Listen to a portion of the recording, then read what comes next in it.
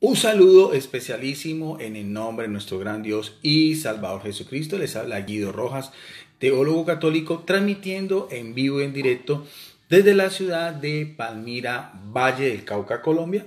En esta ocasión vamos a tener un corto estudio, un estudio bíblico muy importante de un tema que para la Iglesia Católica es trascendente en cuanto que es un dogma de fe, o sea, una creencia propia de nosotros los católicos, pero que lo podemos respaldar y lo podemos apoyar sobre todo con la Biblia, que es sobre la virginidad perpetua de María.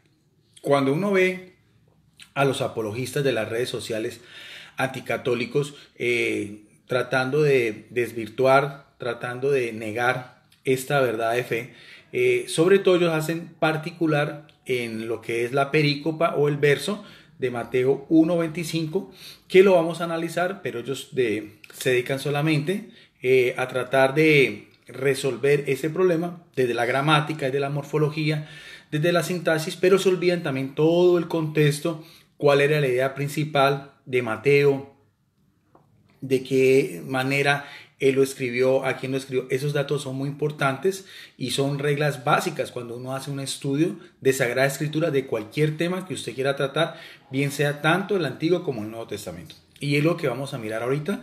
Vamos a hacer un estudio, vamos a meternos en la mente, en la óptica del apóstol y evangelista Mateo, en su evangelio, y vamos a ver qué era realmente lo que él nos quería transmitir ahora las generaciones del siglo XXI y también en la época en que él escribió su evangelio. Vamos a hacer primero una corta referencia acerca del evangelio de Mateo, una pequeña introducción. ¿Quién era Mateo? Llamado también Leví, que era un publicano, se dedicaba a recoger los impuestos para Roma, excluido de lo que era todo lo relacionado con la cultura y la sociedad judía. Los publicanos no tenían parte ni en la sinagoga, ni en todas las peregrinaciones, en todas las fiestas litúrgicas de los judíos, porque los consideraban como aliados de los romanos y muchos de ellos también abusaban de su poder y también cobran impuestos de más. En esta que es una Biblia católica, Biblia latinoamericana, nos da una corta referencia, primero para que vamos a ver quién era Mateo. Dice acá llamado también Leví. Leemos en el Evangelio que era un cobrador de impuestos y que Jesús hizo de él uno de sus apóstoles, o sea, uno de sus discípulos inmediatos, o sea, estuvo con Jesucristo durante los 3 años que fue su ministerio público. Asimismo lo va a entender en el Evangelio de Mateo capítulo 9, verso 9 y también en Marcos 2:13. Los testigos más antiguos, ya haciendo referencia a los padres apostólicos como Papías, hacia el año 130, Irineo de León hacia el año 180, Orígenes de Alejandría hacia el año 200, lo atribuyen un evangelio escrito en letra hebraica, eso es lo que se cree, que primero fue escrito en hebreo, que todavía era conocido en tiempos de Jerónimo en el siglo IV. Nuestro evangelio, o sea, el que tenemos hoy, porque eso también lo dedujimos, no hay originales, solo hay copias, papiros, manuscritos, códices. El evangelio que tenemos hoy de Mateo fue escrito posteriormente en griego. De tal vez su nombre al hecho de que se integró en sus relatos la traducción de la obra primitiva de Mateo. Dice también, con toda probabilidad este evangelio, muy interesante, fue escrito a una comunidad cristiana, porque cada evangelio tenía, los 4 evangelios tenían ciertas comunidades, iban dirigidos a cierto tipo de creyentes con ciertas características, y eso también es muy importante analizarlo. Es una regla básica de un estudio de Sagradas Escrituras. Por eso dice, este evangelio fue escrito a una comunidad cristiana que había sido de origen judío o griego, tal vez en Antioquía, en el momento en que el sumo sacerdote Ananías hizo apedrear a Santiago, el obispo de Jerusalén, hacia el año 62. Entonces los cristianos son excluidos de la comunidad judía, de todo lo que tenía que ver con el ambiente de los hebreos, y ya no son protegidos por las leyes romanas que autorizaban a los judíos a que no sacrificaran a las divinidades romanas. Y un poco más tarde serían perseguidos por Nerón, ya el emperador Nerón, hacia el año 64 o 65. Este es un poco más o menos el ambiente histórico, cultural y religioso que aparece en el Evangelio. Bueno, una introducción, porque cualquier Biblia, pues más o menos para situarnos también quién era el autor, En este caso es muy importante porque fue un apóstol directo de Jesucristo, a quien iba dirigido su comunidad. O sea, eran cristianos que venían de un ambiente judío, hebraico, con esa misma mentalidad. En este momento, bendiciones para todas las personas que están conectadas viendo este video. Es un video corto, es un estudio, no es un ataque a ningún apologista, no va a nombrar a ningún apologista, ni ninguna solamente, ni las creencias, porque son muy respetables también. Solamente de mi posición como teólogo católico va a ser una corta reflexión, lo dejo al análisis de cada persona. En este momento saludo a mi amigo, el pastor Enrique Estrella Jr. en Puerto Rico, bendiciones para él. Bien, esto se dio porque yo esta tarde me puse a leer otra vez el Evangelio de Lucas en el capítulo 2, a meditarlo versículo por versículo, y me di cuenta de unas cosas interesantes que quiero compartir en esta noche. Y quiero también advertir algo para las personas del común que no tienen mucho conocimiento sobre estos temas.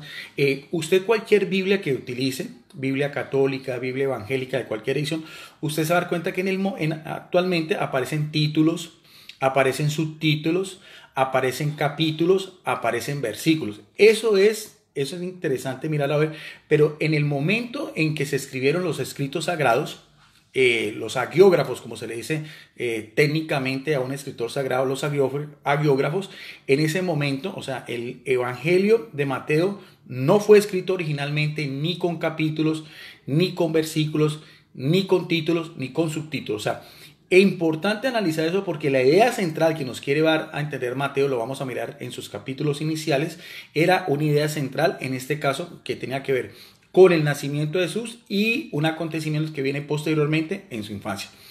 Y eso lo digo porque los apologistas evangélicos, cuando hacen pues mucho énfasis en la perícopa de Mateo 1:25, llegan hasta ahí.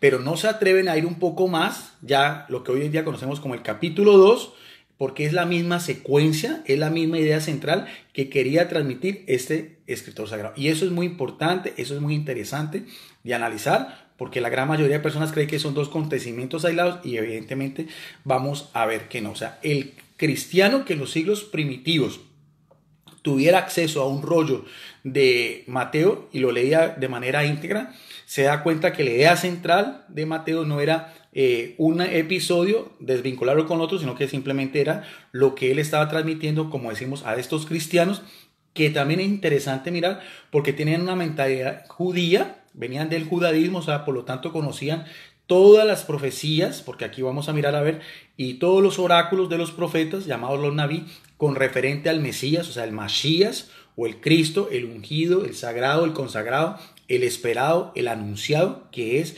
Jesucristo nuestro Señor. Y este estudio, que lo voy a hacer sin ningún tipo de comentarios, nada, lo voy a hacer otra vez como dice el texto escueto, o sea, tal cual como se puede leer en cualquier Biblia. Lo voy a hacer de esta, que es una Biblia evangélica, es la Biblia del Oso, el Nuevo Testamento de la Biblia del Oso, la primera Biblia evangélica traducida al español. Y si ustedes ven, ustedes pueden mirar a ver lo que yo les estoy diciendo. Estas Biblias solamente aparece el título y los capítulos y versículos, pero no aparece ni títulos ni subtítulos. Y evidentemente, como les estábamos indicando, en los originales no aparecen ni los capítulos ni los versículos, que es la forma como hoy en día pues, se hace una mejor comprensión del texto sagrado. Entonces, eso es la primera idea que quiero que tengamos en cuenta. Vamos a analizar, a meditar un poquito en la palabra de Dios. Vamos a discernir un poco, sobre todo del capítulo 1, verso 18, pero olvidémonos de capítulos, olvidémonos de versículos, veamos a ver qué es lo que el apóstol y evangelista Mateo quería transmitir a estas primeras comunidades de cristianos. Dice así: y el nacimiento de Jesús, el Cristo, ya sabemos, el Cristo, fue así, que siendo María su madre, interesante porque siempre nombran a María como la madre de Jesús, va íntimamente ligada, desposada con José, o sea, en compromiso matrimonial. Ya se lo explicamos anteriormente lo que eran los compromisos nupciales en el noviazgo, y ya después lo que era propiamente el matrimonio. En ese momento están en ese proceso cuando María recibe la visita del ángel, aquí dice desposada con José, y antes de que se juntasen, o sea, antes de que vivieran juntos, convivir. Acordémonos también, y eso quiero hacer relación, porque las mujeres judías en ese entonces, de hace 2000 años atrás, que se le da en hebreo el nombre de Isa, hombres Is. Las mujeres judías no tenían ni los privilegios ni los derechos que tienen hoy en día en la sociedad moderna. Una mujer judía era siempre considerada menor de edad. Una mujer judía era vendida al mejor postor, por lo que llamaba el dote.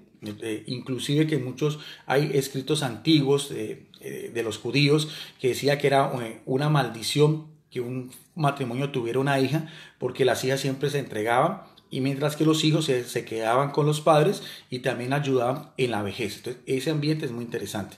O sea, las mujeres judías están excluidas de la sinagoga. Ellas no iban a las sinagogas a recibir instrucción religiosa, porque eran también escuelas. No estaban tampoco obligadas a ir a Jerusalén a las grandes festividades, y como lo he hecho anteriormente, tenían dos finalidades: ser buenas madres, ser buenas esposas. Inclusive la esterilidad sí era visto como algo contrario, porque entre más hijos, entre más prole tenían, pues la mujer, por así decirlo, recibía mayor bendición. Incluso estaba sujeta a su esposo, que tenía que llamarlo con el título de padre, con el título de señor o amo. Ese es interesante mirar a ver esos contextos. Son datos históricos de ese judaísmo antiguo que ayudan mucho también a conocer un poco más esta cultura antigua. Aquí estamos hablando, el texto otra vez dice, hablando de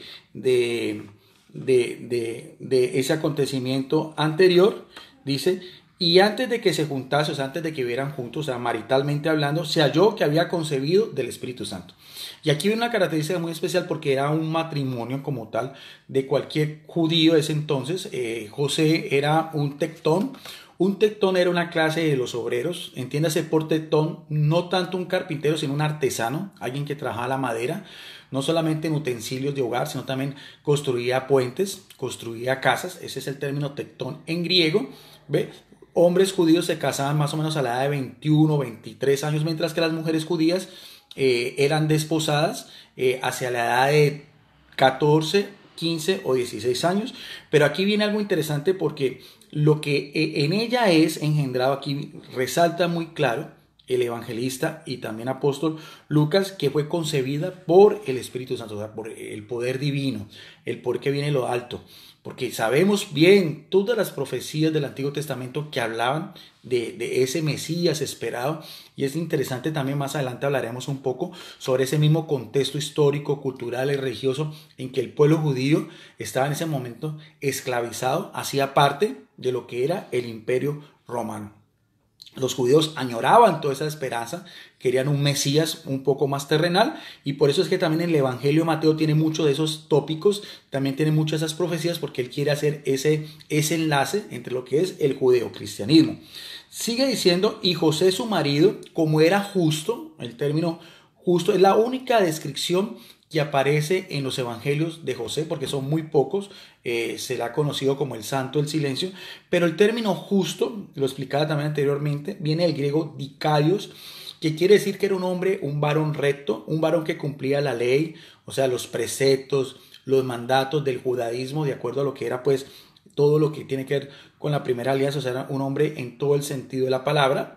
Y cuando se da cuenta del embarazo de su mujer, y no queriendo infamarla, o sea, no queriendo repudiarla, ponerla en vergüenza pública, porque María, al ser esclava del Señor, como ella misma se había autoproclamado en el mensaje que recibe lo alto, no es sino que usted vea Lucas capítulo 1, verso 38, cuando regresa a Nazaret, porque estaba en los cerros de Judea 3 meses, en todo lo que fue los últimos meses del embarazo de su pariente Isabel. Cuando ella regresa otra vez a Nazaret, al norte del Israel antiguo, el Evangelio dice que ella guardó silencio.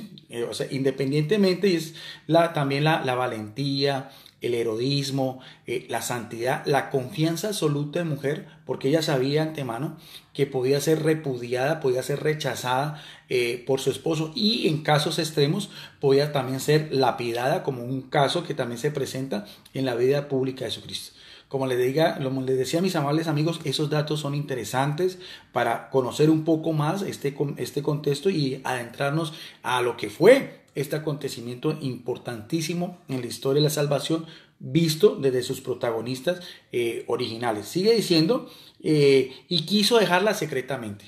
O sea, José se da cuenta que está embarazada, podía repudiarla, podía haberle dado una carta de libelo, una carta de divorcio, se desligaba completamente de sus compromisos, y María en ese entonces hubiera quedado pues en vergüenza pública, y también podía haber sido pues difícilmente las mujeres judías que recibían esos libelos, esos documentos, podían volverse a casar. Es una sociedad que podríamos decir en este entonces una sociedad un poco machista, pero que en ese entonces se le llamaba como una sociedad patriarcal.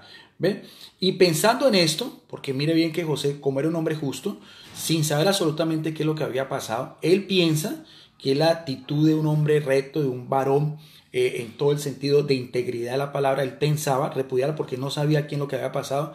Nótese bien que el texto no dice que ponía en duda la integridad, la moralidad de su futura esposa, pero evidentemente no sabía bien qué es lo que había pasado, y por eso es que el texto de Mateo es tan interesante, porque está hablando también de ese dolor que debió haber sentido José, que su futura esposa, porque las mujeres judías también, la costumbre era que llegaban vírgenes al matrimonio, al encontrarse en esa situación, tenía esa duda, ¿ve? Y aquí mismo lo dice el texto, quería dejarla secretamente, o sea, sin necesidad de hacer un escándalo público, un escarnio público. Muy interesante, y lo estoy haciendo de una Biblia evangélica, Reina Valera del Oso, sin ningún tipo de comentarios ni nada de esas cosas. Y pensando él en esto, o sea, en eso, he aquí un ángel del Señor, y aquí interviene. Como a María interviene el ángel Gabriel en una forma física, en una forma corpórea, ¿ve? En ese momento de esa aparición, aquí también el Señor va a utilizar un ángel, pero con otra forma, que era también muy común, que era por medio de un sueño. Se especifica que era un ángel del Señor, se le apareció en sueños diciéndole, veamos a ver cuál es el mensaje, porque aquí viene otra vez, interviene el personaje principal, el protagonista número uno de la historia de la salvación, que es el Padre.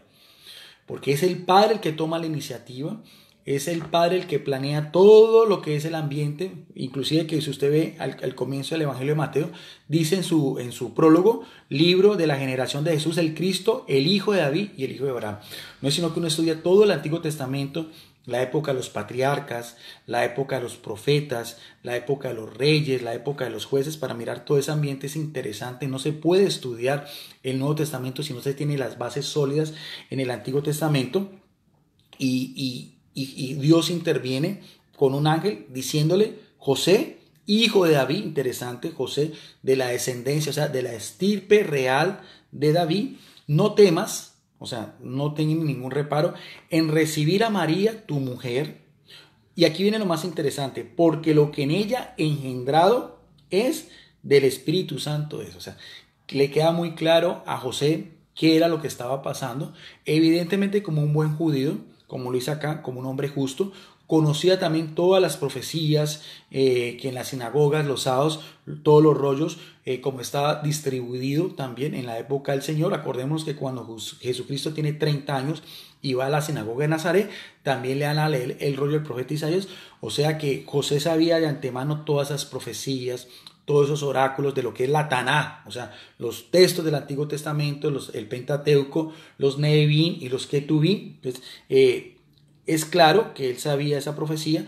Las mujeres judías en aquel entonces todas querían añoraban ser la madre de ese Mesías, y vemos la humildad, la sencillez, la santidad de María, porque cuando ella recibe ese anuncio, y no es sino que usted lea el capítulo primero de Lucas, donde dice que va a ser la madre de un futuro rey, ella, a pesar de todo eso, ella se autoproclama como una sierva o como una esclava. Y vemos también la integridad de María, su humildad, su santidad, y no estamos hablando de ningún tipo de prerrogativo que utilice la Iglesia Católica, sino tal cual deducciones, porque eso es una deducción exegética muy sencilla, muy simple, de lo que usted pueda leer en el texto.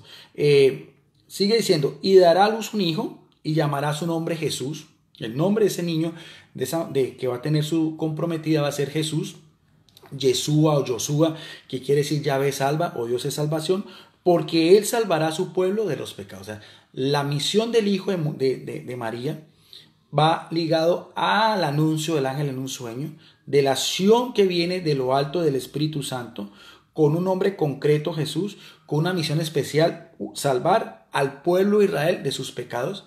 Y muy interesante porque aquí aparece el término pecado, que es el que peca es el que quebranta la ley, el que se desvía. El término pecado es el que no va en el blanco. Y ese pecado viene también, y esto es importante porque es todo el contexto profético que encontramos desde el pecado de quién, inicialmente de una mujer que fue Eva.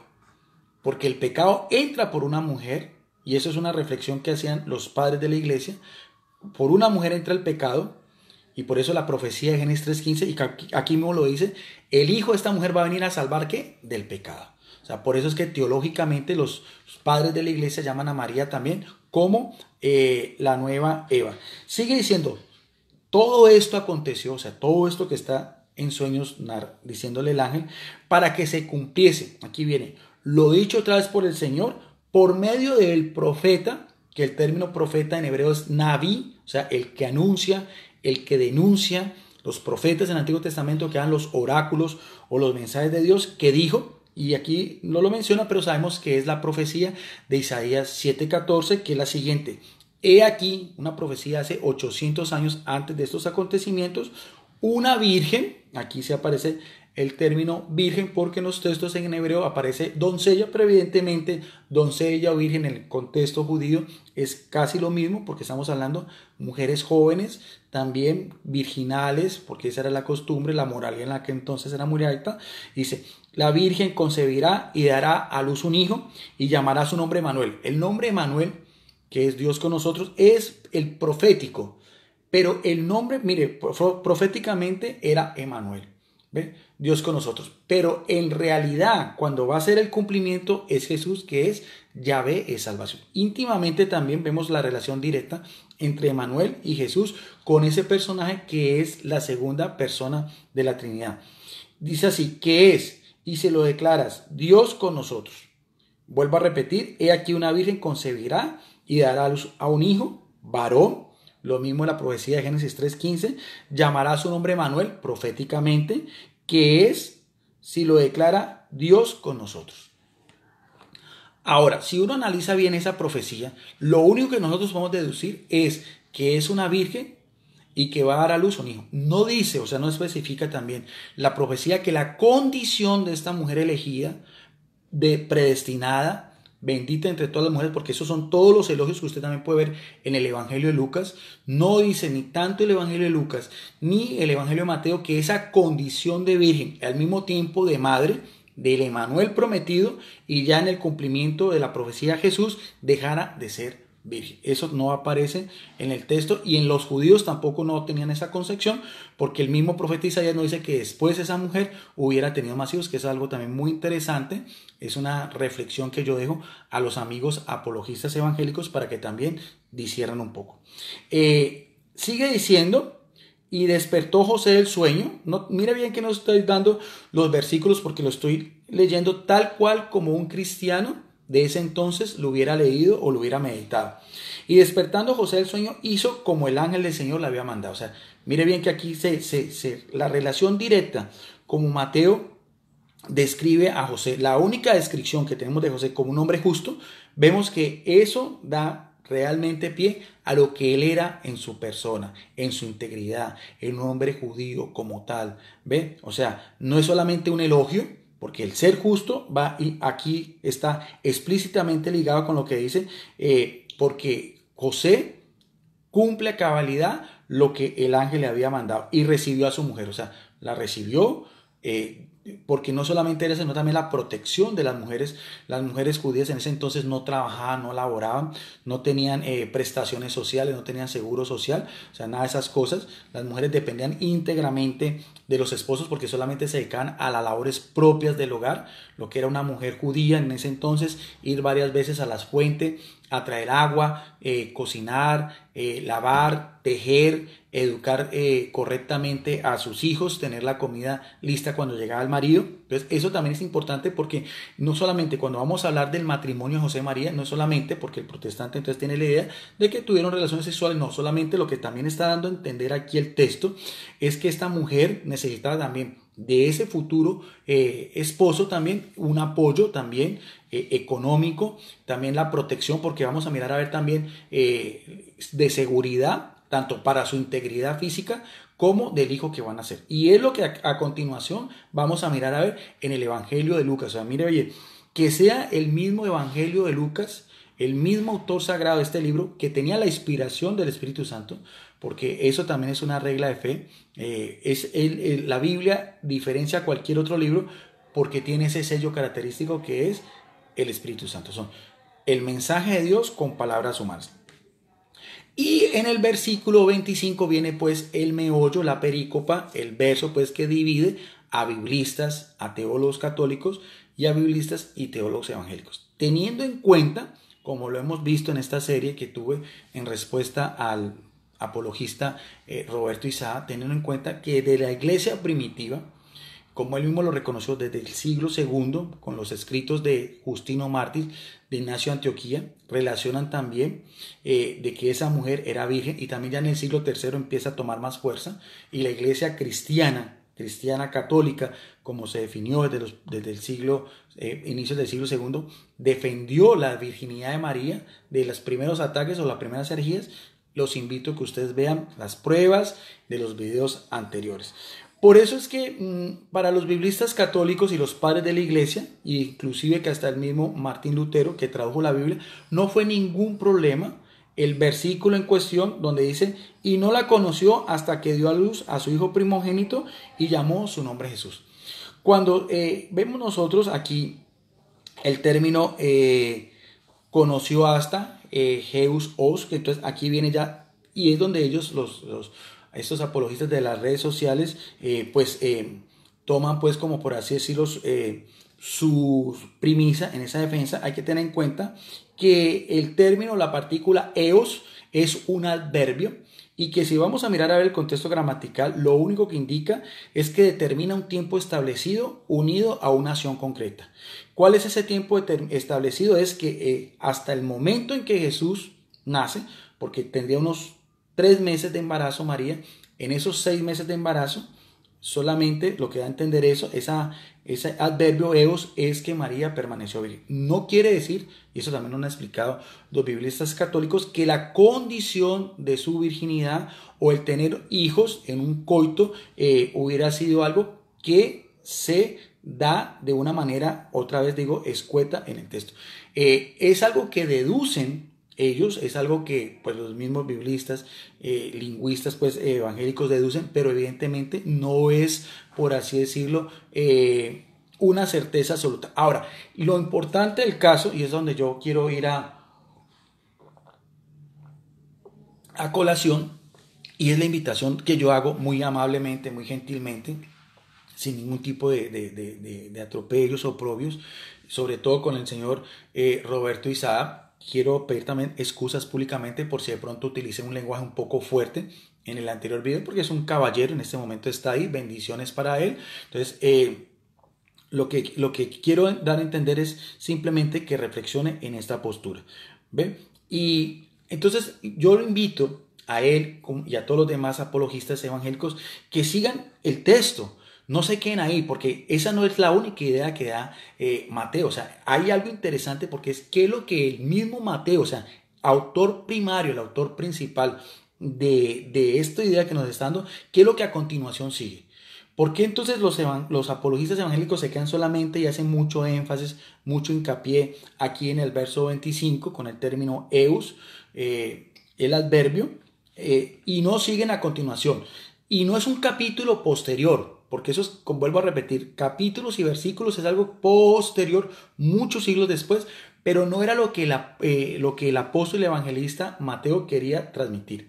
Y si uno ve en la mentalidad, en lo que el Espíritu Santo le iluminó para que él escribiera, es lo que aparece a continuación. Aunque aquí aparece en capítulo 2, verso 1, para Mateo no era ni capítulo 2 ni verso 1, era la misma idea central, porque el griego koiné se lee de forma transliteral, sin puntos gramaticales y todas las cosas, es la misma idea central de acuerdo a la misma morfología, a la misma sintaxis de lo que son pues el griego koiné dialectus. Entonces, ¿qué sigue diciendo el texto? Sigue diciendo, y cuando nació Jesús en Belén, aquí está porque es interesante eso, el versículo anterior dice, y no la conoció hasta que dio a luz a su hijo primogénito y llamó por nombre Jesús. Quiero también aclarar sobre el término primogénito para que no quede dudas, que no necesariamente eso también lo puede uno demostrar también bíblicamente, no quiere decir que María haya tenido más hijos, no, solamente si vamos a ver una exégesis, una paralelismo bíblico, si nosotros vamos a mirar a ver que lo que está dando a entender Mateo es en relación a esa misma profecía, a esa mujer doncella profetizada, como decíamos, de hace 800 años atrás, que iba a ser la madre de el Emanuel, que ya va a tener por nombre Jesús, y que va a ser su primogénito de ella solamente, porque nadie más interviene en eso, y no da a entender el apóstol y evangelista Mateo que su condición de virgen y madre lo perdiera.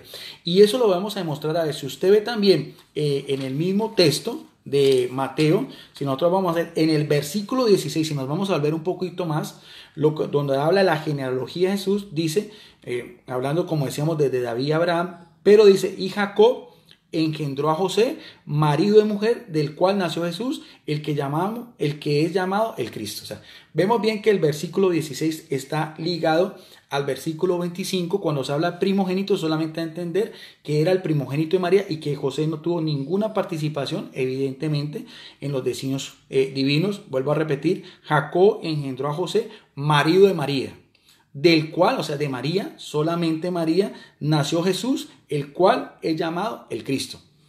Y si usted ve, mire, el papel de Jesús, el papel de José, es secundario en la historia de la salvación, porque no es sino que usted verá quien presenta después, como lo vamos a ver, en el templo de Jerusalén, vea el Evangelio de Lucas, la profecía de Simeón. Ese también quiero que quede eso de reflexión para los apologistas evangélicos. Cuando Simeón ve al niño, eso no lo va a leer acá, pero eso usted lo puede investigar, con el que entabla un diálogo este anciano, venerable este anciano, que esperaba la venida de ese Mesías, es con María, no con José. José no interviene para nada. Y esa María el que le dice, una espada atravesará tu corazón, que eso estará un estudio más adelante también, porque esa profecía es muy importante. O sea, la relación directa, como vemos acá, de esa profecía de Isaías 7:14 está ligada estrechamente en un plano pues primario con mujer, porque ella es la que va a engendrar al Emanuel, al que es el anunciado, el esperado. José va a tener también una paternidad legal, y aquí me lo va a entender, ante la ley y ante los judíos. José era el padre de Jesús, pero recordemos también que cuando Jesús tiene 12 años y va María y José a buscarlo, él mismo le dice, estoy en las cosas de mi padre. O sea, Jesús nunca desconoció la paternidad de José, dice también el texto, que se sujetó a ellos, pero sabía de antemano que su paternidad tenía un grado más alto, que era que le venía directamente del Padre.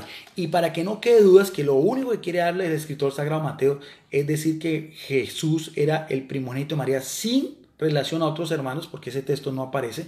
No hay un solo texto donde diga que José y María tuvieron más hijos, ni que se llama María como la madre de Jesús, de José, de Santiago, de Judas y Simón y otras mujeres. Mire bien que si vamos a cotejar y vamos a hacer un paralelismo bíblico otra vez de Mateo 1:25, donde dice dio a luz a su hijo primogénito, es lo mismo que aparece también ya en el cumplimiento de ese mismo hecho en el Evangelio de Lucas capítulo 1 verso 7, capítulo 2,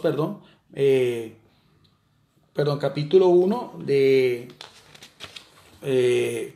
capítulo 2 de Lucas, en el verso 7, donde dice, ya este otro evangelista Lucas, dice, y dio a luz a su hijo primogénito y lo envolvió en pañales y le acostó en un pesebre porque no había lugar para ellos en el mesón. Otra vez, tanto la idea central de Mateo como de Lucas cuando se habla de primogénito es en relación a que era el hijo de María, no más, de que no tuvo participación humanamente hablando José, y que esa condición de virgen y de madre no la perdió. O sea, vuelvo a repetir y ustedes lo pueden mirar a ver Estoy utilizando una Biblia evangélica, Reina Valera dice, y no la conoció hasta que dio a luz a su hijo primogénito y llamó por nombre Jesús. Ese acontecimiento está ligado también a Lucas capítulo 2, verso 7, y dio a luz a su hijo primogénito, lo envolvió en pañales, le acostó en un pesebre porque no había lugar para ellos en el mesón. Bien, veamos a ver lo que sigue a continuación, porque eso es lo que yo quisiera que los amigos apologistas, evangélicos, con respeto, perdón, lo digo con educación, sin faltarle como digo, a la educación al señor Roberto Izaña, a ninguno de ellos. Si de pronto fue un poco grosero, le pido disculpas, lo reconozco, de que a veces uno se exalta en esas cosas, pero bien, pero quiero que analicemos esto, tanto para él como para los otros apologistas evangélicos. Quiero que sigan, que no se queden solamente en el versículo 25, sino que sigan a continuación, porque es el mismo Mateo el que nos va a aclarar esto, si realmente José y María tuvieron hijos seguidamente después del nacimiento de Jesucristo. Porque el texto y el señor Roberto Isa hace todas las cuestiones, que el aoristo, que en fin, que el adverbio, que toda cantidad de códigos gramaticales, lo que da a entender y lo que da a entender, o sea, la idea de ellos es que después de que de que el niño Jesús naciera en Belén, inmediatamente después sí hubo relaciones sexuales, sí hubo un coito marital entre José y María. Eso es lo que ellos siempre alegan y todas esas cosas, y que por eso deducen que cuando los hermanos de Jesús ya aparecen en la vida pública del Señor, no en la infancia, entonces eso es una deducción, esos hermanos sean hijos de este matrimonio. Pero vamos a ver si es lo que él realmente Mateo daba a entender cuando escribió su evangelio. Y cuando nació Jesús en Belén, en Judea, en días del rey Herodes, he aquí unos sabios venidos de Oriente llegaron a Jerusalén. Mire bien que el apóstol y evangelista Mateo no relaciona eso como ellos dan a entender, Jeus o relaciones sexuales, hasta que supuestamente con hijos que vendrían después de este matrimonio, porque son varios hijos, y por lo menos el que tendría, el segundo que vendría, que podría ser, porque cuando se hablan de los hermanos, eso sería el supuesto Santiago, tendría que entonces que haber una relación directa en el mismo evangelio de Mateo, en estos acontecimientos, para mirar a ver si habían hermanos menores o no. No, para el evangelista Mateo, en su mismo relato, no da alusión de que de esas supuestas relaciones sexuales hubiera habido ya el nacimiento de un segundo hermano, de un segundo hijo, de un segundo hijo, ya directamente con José. Como lo decíamos, usted puede averiguar con cualquier médico ginecólogo obstetra, una mujer después de que pase 3 meses de su dieta puede volver a quedar otra vez embarazada. Y vamos a mirar a ver que es el mismo Evangelio de Lucas en la cronología que él nos está anunciando, qué acontecimientos están sucediendo, y no menciona para nada, guarda completo silencio sobre los supuestos hermanos de Jesús. Solamente hace alusión que después de que nació Jesús en Belén, en tiempos de rey Herodes, he aquí unos sabios vinieron de Oriente a Jerusalén. Llegaron directamente a Jerusalén, capital religiosa, política y social, en tiempos de este monarca, Herodes el Grande, ¿no? Que tiene que ver pues también con todo lo que era el mismo contexto histórico en que nace Jesucristo. Y diciendo estos magos, estos sabios que venían de Oriente, o sea, de otras culturas, de otras naciones, ese no es el tema, pero veamos a mirar a ver, solamente quiero la relación. ¿Qué vienen a decir estos magos o estos astrónomos, como se les llama, sabios? Decía, ¿dónde está el rey de los judíos que ha nacido? Mire bien que el relato de Mateo es solamente otra vez centrándose en el nacimiento de Jesucristo ya cuando nace, y en relación directa ya con unos magos que venían, porque ya es una salvación universal, ya va a cobijar a todo el género humano, como mismo lo decía, ese hijo que va a llamarse Jesús, que va a ser el Cristo, o sea, va a ser el Salvador, va a ser el ungido no solamente para los judíos, sino también que las otras naciones, o sea, los que llaman los Goín, los de las otras naciones, se van a beneficiar. Y eso es lo que da a entender el apóstol y evangelista Mateo. En ningún momento Mateo está haciendo alusión en su evangelio que ese hasta que supuestas relaciones sexuales, el fruto de esas relaciones sexuales haya sido otro hijo en ese matrimonio. Y eso es lo que aparece en esta Biblia, que es una Biblia evangélica. ¿Dónde está el rey de los judíos que ha nacido? Porque su estrella hemos visto en el oriente y hemos venido a ¿qué? Adorarle, proscuneo. Y oyendo esto, el rey Herodes se turbó y toda Jerusalén con él. El texto es muy claro sobre ese acontecimiento y convocando a todos los príncipes de los sacerdotes y los escribas del pueblo, les preguntó dónde había de nacer el Cristo, otra vez el término Cristo, y ellos le dijeron en Belén de Judea, muy cerca, de Jerusalén a Belén hay solamente 7 kilómetros, porque así está escrito por el profeta. Y tú, Belén, tierra de Judá, o sea, en el sur, no eres más pequeña entre los príncipes de Judá, porque de ti saldrá un guiador que apacentará a mi pueblo Israel. Otra vez, la misma relación directa, profecías del Antiguo Testamento en relación al pueblo de Israel, al Emanuel, a ese niño que nacería de esta virgen, que tendría la misión de ser un Cristo, y aquí también los primeros ya en un plano exterior, porque que vienen a adorarlo, a rendir homenaje, porque inicialmente fueron los pastores, poimé, pastores también aislados también de la sociedad judía, los pastores y ahorita también los magos que también identifican a lo que son las naciones extranjeras. Y está dando el mismo evangelista Lucas, Mateo, porque sabemos bien, y eso lo expliqué inicialmente, que su evangelio gira en torno a cristianos que venían del judaísmo. Por lo tanto, él hace mucho énfasis en estas profecías, en estos títulos, en esta misión mesiánica, en la misma profecía de la mujer virgen que dará a luz un hijo y que no dice el texto, proféticamente hablando, que perderá su condición de virgen. Y eso es lo que vamos a ver así, lo que estamos haciendo cotación de la profecía al acontecimiento como tal. Sigue diciendo el mismo texto en Biblia Reina Valera, edición del Oso, la primera Biblia que la tengo acá, que la mostré.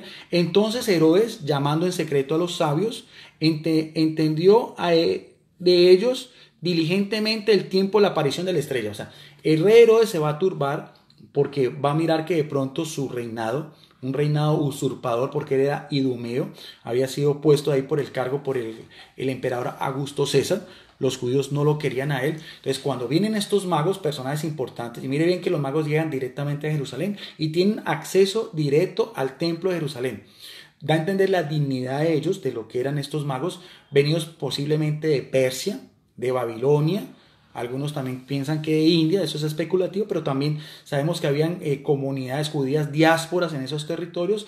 Por lo tanto, los mismos judíos también, cuando hacían su proselitismo religioso, también daban a entender esas profecías a estas naciones extranjeras, porque estos magos no son judíos, estos magos no tienen relación directa, sino que vienen, como dice el texto, vienen por una estrella, esa estrella que era el signo del nacimiento de este rey. Y entonces el mismo rey empieza a interrogarlos, mire bien, directamente con los magos, y aquí viene algo muy interesante, ¿ve?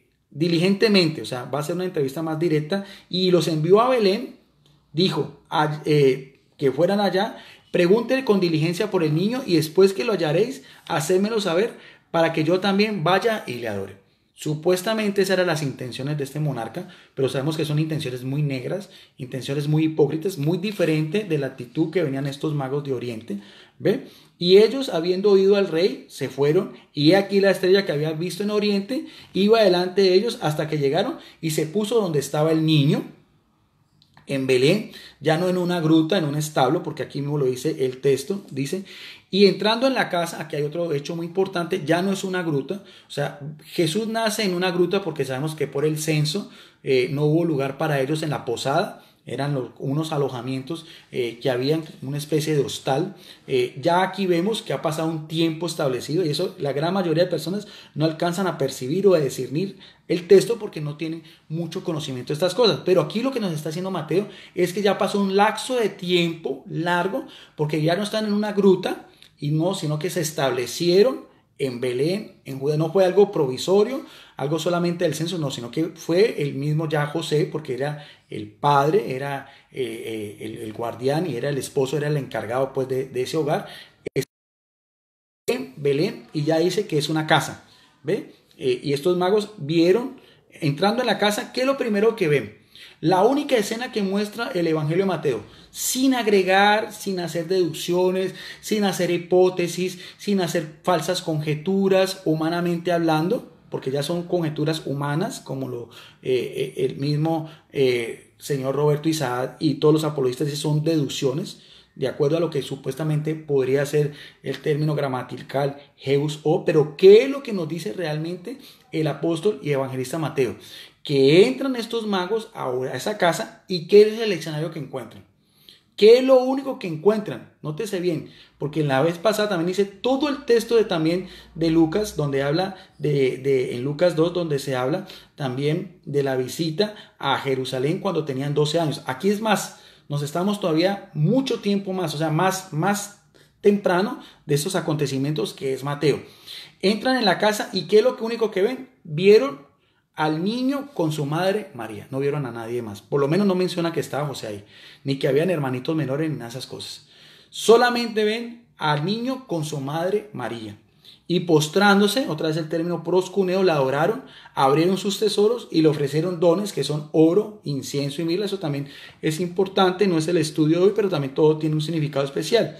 Y sigue diciendo, y siendo avisados por revelación en sueños, de la misma manera que José recibió el anuncio del ángel, que no volvieran a Herodes, o sea, a Jerusalén, la capital, se volvieron a sus tierras por otro camino, no sabemos cuáles tierras, extranjeros, sabemos que venían del oriente, se deduce que podían ser de Babilonia, de Persia, y partieron ellos. He aquí el ángel del Señor otra vez, mire bien cómo Dios interviene. Dios interviene primero mandando al ángel Gabriel a Nazaret, a decirle a esta mujer comprometida con José, que ella es la escogida, la bendita entre todas las mujeres, la que que tiene gracia delante de Dios, que es la madre del Salvador.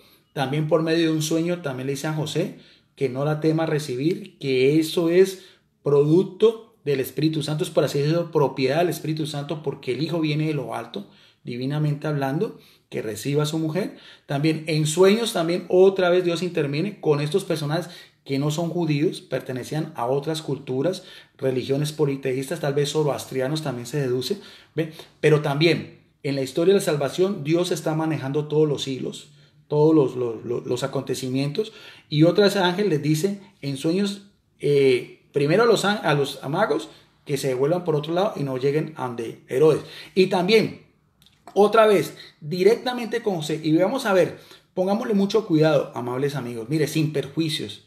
Y esto más que todo va para mis amigos y apologistas evangélicos. Mire, sin ningún tipo de perjuicio, abran su mente, su corazón, pidan al Espíritu Santo que los ilumine, porque no estoy leyendo sino solamente el Evangelio de Mateo, como dice textualmente, como lo escribió él hace 2000 años atrás, sin ninguna interpretación, sin ningún tipo de exégesis ni argumentos propios, porque dice, el texto dice, se apareció en sueños a José, un ángel, diciéndole, vamos a ver qué es otra vez la misión o el mensaje que va a recibir en sueños. Y eso está en el versículo 13 para que ustedes lo puedan cotejar. Dice, levántate y toma ¿a quién? Nótese bien, ¿quiénes son los protagonistas de ese hogar en Belén? Veamos a mirar a ver. Dice, levántate y toma ¿a quién? Al niño, que sería Jesús, y a su madre, y huye aquí a Egipto. Explíquenme en esto, señores apologistas evangélicos anticatólicos. Dedúzcanme, explíquenme ustedes, ya que yo soy simplemente un estudiante de teología, lo que veo en el texto. ¿Qué es la misión? ¿Quiénes son los únicos protagonistas? Lo mismo que encontraron los magos cuando entraron en la casa. ¿A quién vieron solamente? A María y a su hijo. Aquí viene otro complemento. Dice solamente José, levántate, toma al niño y a su madre y huye a Egipto. Imposible pues que haya dejado pues desamparado a un hijo de brazos, porque si Jesús tendría 2 años, su supuesto hermano tendría que tener unos meses de nacido, haga solamente la cuenta, 9 meses de gestación y 2 años de edad, porque ahí vamos a deducir que Jesús, entonces tendría que María haber tenido un hijo de brazos, y dice, aquí no lo dice, y permanezcan allá hasta, y aquí viene otra vez, interesante eso, quiero que pongan mucho cuidado, otra vez en el mismo contexto exegético, hermenéutico de la morfología, de lo que quiere dar a entender el apóstol y evangelista Mateo. Aquí vuelve otra vez, aquí viene otra vez a relucir lo que es el adverbio eos, y vemos bien que va en íntima comunión a lo que vemos anteriormente, no es relación sexual con María, sino simplemente determinar un tiempo establecido. Mire bien, ojo bien, la misma idea central de Mateo. Vuelvo a repetirlo para que tengan ustedes la idea central. Otra vez el versículo 13, si tienen una Biblia en sus manos, miren y cotejen a ver si estoy diciendo mentiras. Vuelvo a repetir, y partieron ellos los magos, y aquí un ángel del Señor apareció en sueños a José, diciéndole, levántate y toma ¿a quién? Al niño y a su madre, y huye a Egipto y permanece allá ¿hasta cuándo? Hasta que yo te diga. O sea, el mismo adverbio, la misma acción de acuerdo a un tiempo límite. ¿Cuál va a ser? El tiempo límite es hasta que el ángel le diga. Lo mismo que apareció también en Mateo 1:25, hasta que solamente nació Jesucristo. No quiere decir que posteriormente cambió el escenario. Históricamente lo mismo acá. Hasta que yo te indique, y sigue diciendo el versículo, estamos aquí hablando, dice, buscar al niño, despertó todo niño y su madre de noche, dice, y permanece allí hasta que yo te diga, porque ha de acontecer que Herodes buscará al niño para matarlo. O sea, ese hasta es solamente hasta el tiempo en que ya Herodes no quiera matar al niño, no sea una amenaza a la integridad pues de Jesucristo, siendo un bebé que tenía indefenso en su humanidad y que toda la protección tenía que venirle de José, y también alimentado pues y protegido también por su madre, como decíamos también hermosamente. Acuérdense en el Evangelio de Lucas que dice que apenas nació, lo recostó María lo envolvió en pañales y lo acostó en un pesebre. Y despertándose, veamos bien otra vez la misma idea central, y despertándose, ¿quién? José, del anuncio que hace el ángel. ¿Qué es lo que va a hacer? Otra vez, Mateo, el escritor sagrado, el que escribió bajo la inspiración del Espíritu Santo, ese texto, ¿qué hizo? Versículo 14, tomó al niño y a su madre de noche y se fue a Egipto. Entonces, yo no sé, ahí sí yo no sé, pues, por más biblistas, por más lingüistas, por más eruditos bíblicos, bueno, que me expliquen el texto, pues, porque ahí sí ya queda pues muy de para arriba, dudar de la integridad de lo que el propio apóstol y evangelista Mateo quiere deducir. Vuelvo a repetir, ¿qué fue lo que hizo? Despertándose, José tomó al niño y su madre de noche y se fueron a Egipto. ¿Quiénes se fueron? Explíqueme eso, señor Roberto Isaac, que usted está en este momento burlándose ahí. Si es una persona tan profesional, si es una persona tan erudita, aquí también está Pedro Gómez y todas las cosas, que se burlan de mí y todo eso. Respóndanle no a mí, respóndanle a Mateo, por favor. Yo quiero ver, señor Roberto Isaac, si usted tiene también la gallardía y los conocimientos necesarios para aquí. No me desmienta a mí, no desmienta a los teólogos católicos, no desmienta a los padres de la iglesia, desmienta al apóstol y el evangelista Mateo, que nos está diciendo en dos referencias que lo único que hizo José fue tomar a María y al niño y huir a Egipto. Y sigue diciendo, y estuvo allá hasta, otra vez, la misma preposición, el mismo término, eos, ¿hasta qué? Hasta la muerte de Herodes. Mire bien, vuelve a aparecer el mismo adverbio eos en el verso 15. ¿Hasta cuándo permaneció José, María y el niño en Egipto? Como un lo dice acá, de acuerdo a las indicaciones del ángel, hasta que murió Herodes, para que se cumpliese lo dicho por el Señor, por el profeta que dijo, de Egipto llamaré a mi hijo. Herodes entonces, viéndose burlado de los sabios, se enojó mucho y envió y mató a todos los niños que habían en Belén y en todos sus términos. De edad, mire bien, ¿de dónde? ¿De qué edad? De 2 años para abajo. O sea, aquí hay una deducción. O sea, Jesús tenía 2 años de edad, porque aquí mismo lo dice, conforme al tiempo que había entendido por los sabios.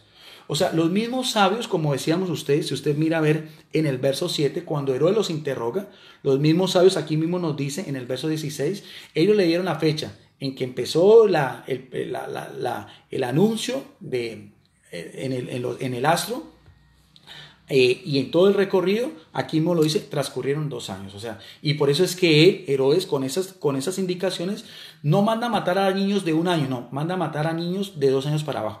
Entiéndase bien que 2 años ya, como decíamos, deducimos, si José y María hubieran tenido otros hijos, ya, mire, no hay hermanos menores. Y esa es ya la edad que tendría Jesús. Herodes burlándose de los sabios, se enojó mucho, envió y mató a todos los niños que habían en Belén en todos sus términos de edad de 2 años, conforme al tiempo que habían entendido por los sabios. Esto es una ya indicación de orden cronológico del tiempo que había pasado, porque acuérdense que cuando nace Jesús está en un pesebre, aquí ya está en una casa, aquí vienen los magos, pasan ya el niño tiene 2 años, y lo que le indica el ángel en sueño a José es que tome solamente a su madre y al niño y huyan a Egipto. Entonces se cumplió lo que fue dicho por el Señor, por el profeta Jeremías, que dijo: voz que oída de Ramá, lamentaciones, lloró y gemidos grandes, Raquel que llora a sus hijos y no quiso ser consolada porque perecieron. Sigue diciendo el texto en el versículo 19, mas muerto Herodes, he aquí el ángel del Señor aparece en sueños a José a Egipto. Veamos a ver otra vez la indicación. Ya no solamente cuando dice que salgan de Belén, solamente María el niño. O sea, ha pasado también otro tiempo considerable, tal vez un año más, de acuerdo a las mismas cronologías. Si usted va a ver sobre la historia de lo que fue el rey Herodes el Grande, más o menos 3 años en esa época en que él muere. O sea, ya no es solamente el tiempo en que salen José, el pequeño niño y María, sino ya veamos a ver cuando regresan, y otra vez que sea el mismo evangelista Mateo el que nos aclare esa duda, el que diga a ver quién tiene la razón, si la Iglesia Católica, lo que ha siempre presagiado, lo que ha siempre anunciado, lo que combatió las primeras herejías defendiendo la virginidad de María, o estos apologistas que también van en contra de los mismos padres de la Reforma Protestante, que alegan y dicen a capa de espada que José y María tuvieron más hijos y que esos hermanos de Jesús eran hijos carnales. Pero ¿qué nos dice el texto de ese mismo acontecimiento de la infancia? Fuente primaria. Que sea Mateo, no que sean eruditos bíblicos, no que sean lingüistas, no que sean teólogos, no que sean pastores, no que sean papas, ni cardenales, ni sínodos, ni bulas, ni dogmas. Que sea Mateo el que nos aclare esos acontecimientos. Dice: mas muerto Herodes, aquí un ángel del Señor apareció en sueños a José en Egipto, diciéndole: levántate. Otra vez, veamos a ver cuál es otra vez el anuncio del ángel, ya después del regreso. Y toma, ¿quién? Otra vez, versículo 20, subrayen estos por favor, subrayen esto: levántate y toma al niño, ¿y a quién? Y a su madre. Otra vez, lo mismo. Y vete a tierra de Israel, que muertos están los que procuraron la muerte del niño. Entonces él se levantó. ¿Qué hizo José? Otra vez, obediente, fiel a lo que había dicho el ángel. También acordémonos, también 2 años antes, cuando le dije no tengas ningún reparo en tomar a María, lo mismo, otra vez la misma obediencia, porque es el custodio, es el patriarca, es el padre, bajo la ley, protegiendo a María y protegiendo a este niño, que no era suyo, y el mismo evangelio de Mateo lo aclara. Dice: entonces él se levantó, tomó ¿a quién? Al niño y a su madre. Otra vez, solamente los 3 personajes. Y se vino a tierras de Israel, y oyendo que Arquelao reinaba en Judea en lugar de Herodes su padre, temió ir allá, mas amonestado por revelaciones otra vez en sueños, se fue a la parte de Galilea, y vino y habitó en la ciudad que se llama Nazaret, para que se cumpliese lo que fue dicho por el profeta, que había de ser llamado que Nazareno. Y si vamos a hacer ese acontecimiento histórico, desde que regresan 2-3 años, José, María y el pequeño niño a Nazaret, hasta que nos relata el acontecimiento posterior mencionado en el Evangelio de Lucas, capítulo 2, cuando Jesús tenía 12 años, otra vez el mismo escenario. Los que van de Galilea, el norte, a Jerusalén, son solamente José y María. Cuando se pierde el niño, solamente José y María buscan a Jesús. Cuando se encuentran con el niño, María dice: tu padre y yo estamos preocupados. Cuando regresan otra vez a Nazaret, sigue siendo también el Evangelio de Lucas, que solamente eran José, María y el niño. Aquí, a los 2 años en el Evangelio de Mateo y a los 12 años en el Evangelio de Lucas. Bien, mis amables amigos, con todo el respeto que merecen los apologistas evangélicos, bueno, ahí sí, que se metan con todos los códigos gramaticales, con todas las cláusulas, con todas las hipótesis, con todos sus argumentos humanamente, porque yo, como un teólogo católico, le creo más al Evangelio de Mateo y al Evangelio de Lucas, que son fuentes primarias. Y lo vimos acá. Ahí está, dejo constancia, ahí están 2 videos. Que ellos no lo quieran entender, que ellos sigan creyendo que María y José tuvieron más hijos, bueno, desmientan. Y quiero mirar a ver, porque yo hago una invitación pública. Yo invito a todos los apologistas, al señor Roberto Isaac, que anda perdido, ¿no? ¿Por qué no me responde? ¿Por qué no saca la cara? ¿Por qué no me responde? ¿Y por qué no hace como lo estoy haciendo yo? Que me desmienta, o sea, sáqueme mi error, señor Roberto Isaac, que cualquier otro apologista evangélico.